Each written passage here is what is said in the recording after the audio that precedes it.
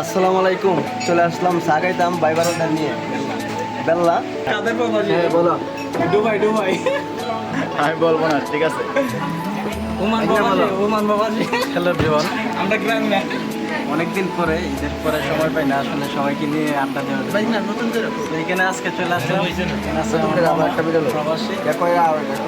আমার আরেকজন মামাই তো মামা ওই আমার আরেকজন মামাই, উনি গ্রামে থাকে কিন্তু ওনার সাথে এরকম আমার বাইরে কোনো কোথায় যাওয়া হয় নাই। তো আজকে অনেকদিন পরে আসলাম, তারপরে আমারও তার বলতে হইলো না।